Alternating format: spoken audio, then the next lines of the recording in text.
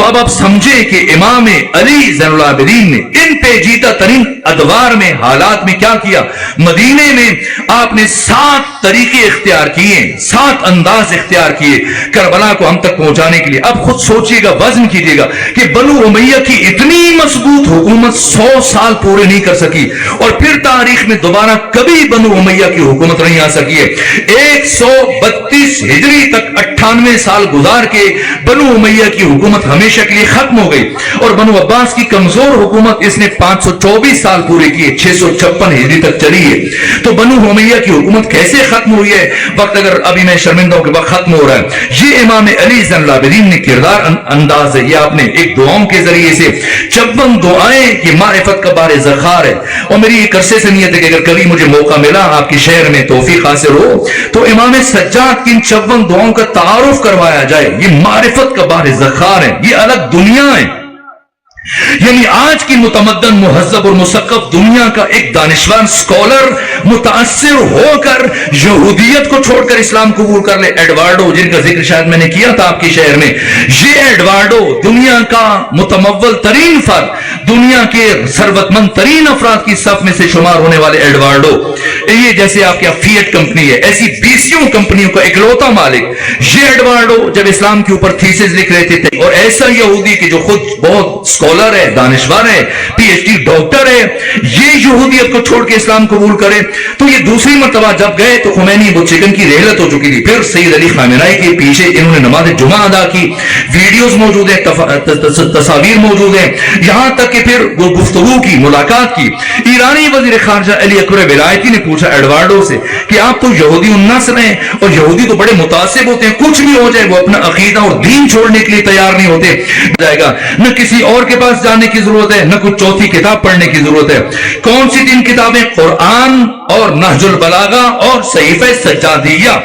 قرآن سے متعلق ایڈوارڈو نے کیا کہا کسی اور موقع پہ عرض کروں گا، اور نہج البلاغہ سے متعلق کیا کہا کسی اور مرحلے پر. صحیفہ سجادیہ سے متعلق یہ ایڈوارڈو کے اس دانشور کی یہ جملے ہیں. کہا کہ جب میں نے اس کتاب کو پڑھا تو مجھے یوں لگا کہ یہ انسان جس کا نام علی زین العابدین ہے، یہ اس کائنات کا سب سے بڑا ماہر نفسیات ہے. اور یہاں تک کہ یہ انسان جس کا نام علی زین العابدین ہے، یہ اس طرح اپنے رب سے باتیں کرتا ہے، ایسے اپنے رب سے گفتگو کرتا ہے، ایسے اپنے خدا سے دعائیں مانگتا ہے کہ اپنے خدا کے پاس بھی انکار کا راستہ نہیں چھوڑتا. یہ آپ کی ہدایت کا انداز تھا کہ غلام خریدتے اور 1 سال مسلسل ان غلاموں کو اپنے ہمراہ رکھتے. 1 سال امام اپنے عمل سے، کردار سے، سیرت سے، روش و رفتار سے، تک کہ آپ بھی شب قدر میں مختلف کام انجام دیتے ہیں. کوئی غسل سے شب قدر کے اعمال کا آغاز کرتا ہے، کوئی نماز سے شب قدر کے اعمال کا آغاز کرتا ہے، کوئی تلاوت سے، کوئی صدقہ دے کر، کوئی تسبیح سے، کوئی کسی اور ذریعے سے. لیکن سنیں امام علی زین العابدین شب قدر کیا انداز ہے. تمام غلاموں کو، تمام کنیزوں کو اپنے بڑے حجرے میں جمع کرتے، اور جب سب اکٹھے ہو جاتے تو حضرت اپنے رجسٹر کھڑے ہو جاتے، اور غلاموں کو، کنیزوں کو رخصت کرتے ہوئے ایک بڑا تشت جس میں سونے کے، چاندی کے سکوں کی تھیلیاں ہوتی، ہر غلام کو رخصت کرتے ہوئے ایک ایک تھیلی عنایت فرماتے، اور یہ جملہ کہتے کہ جاؤ اب دوبارہ کسی انسان کی غلامی اختیار نہ کرنا، اپنی باوقار معزز زندگی کا آغاز کرو. تمام غلاموں کو، تمام کنیزوں کو اس طرح سے رخصت کرنے کے بعد جب سب چلے جاتے اور اب کوئی نہ رہتا تو حضرت حجرے کے دروازے کو بند کرتے، اور اب امام سجاد علی زین العابدین جائے نماز پر تشریف لاتے، ہاتھ اٹھا کر اس جملے سے اپنی مناجات شب قدر کا آغاز کرتے، اس جملے سے اپنی شب قدر کی مناجات کا آغاز کرتے. پروردگار دیکھ، میں نے بندہ ہوتے ہوئے اپنے سارے غلاموں کو معاف کر دیا، کیا تو اللہ ہوتے ہوئے اپنے سے ایک غلام کو معاف نہیں فرمائے گا؟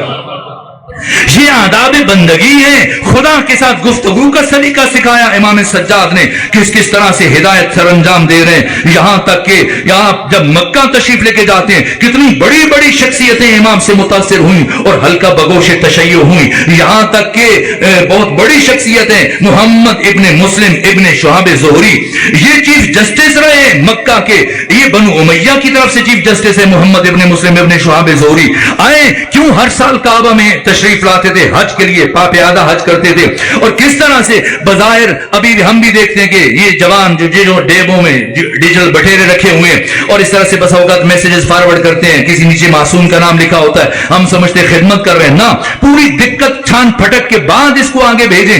واقعہ نہج البلاغہ میں ہے نہیں ہے، معصوم نے فرمایا نہیں فرمایا، اس لیے کہ معصوم اور غیر معصوم کے کلام میں زمین آسمان کا فرق ہے۔ ببین تفاوت تیرا اس کجا استا و کجا، بظاہر ہمیں ایک بات اچھی نظر آ رہی ہوتی ہے، اچھی لگ رہی ہوتی ہے، لیکن جب ہم اسے کھولتے ہیں اور تعمق کرتے ہیں، تھوڑا گہرائی میں جاتے ہیں تو اس کے اندر ہمیں نقص نظر آتا ہے۔ لیکن معصوم کے کلام میں انسان جتنا بھی سوچتا چلا جائے حسن کے علاوہ کچھ نظر نہیں آتا۔ بظاہر کتنا اچھا جملہ ہے کہ خانہ کعبہ میں حسن بصری جو تصوف کے 4 ارکان میں سے بڑے رکن مانے جاتے ہیں، ایک بڑا نام ہے، آج بھی ان کے اقوال زری مشہور ہیں، ان کی مستقل کتابیں ملتی ہیں۔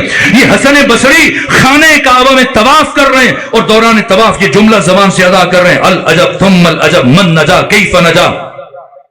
تعجب ہے، انتہائی تعجب ہے کہ قیامت کے دن اتنا سخت حساب اور کتاب ہوگا کہ اگر کوئی نجات پائے گا تو کیسے نجات پائے گا؟ لوگ ڈر رہے ہیں، گھبرا رہے ہیں۔ بظاہر کتنا اچھا جملہ ہے کہ آخرت جات دلائی جا رہی ہے، لیکن سنیں امامت کسے کہتے ہیں؟ جیسے ہی یہ حسن بصری بار بار ایک جملہ دہرا رہے، العجب ثم العجب من نجا کیف نجا، کہ تعجب ہے، انتہائی تعجب ہے کہ اتنے سخت حساب و کتاب کے بعد اگر کوئی بچے گا، نجات پائے گا، جنتی ہوگا، کیسے ہوگا؟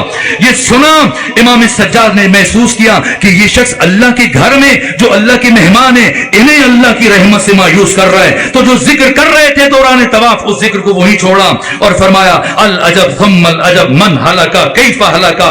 تعجب ہے، انتہائی تعجب ہے کہ اللہ کی اتنی لامحدود رحمت کے ہوتے ہوئے اگر کوئی ہلاک ہوگا تو کیسے ہلاک ہوگا؟ لوگوں کے چہروں پر پھر سے امید جاری ہو گئی ہے۔ یہ امام سجاد ہے، یہاں تک کہ طواف مکمل کرنے کے بعد جب بیٹھے آپ مسجد الحرام میں، بس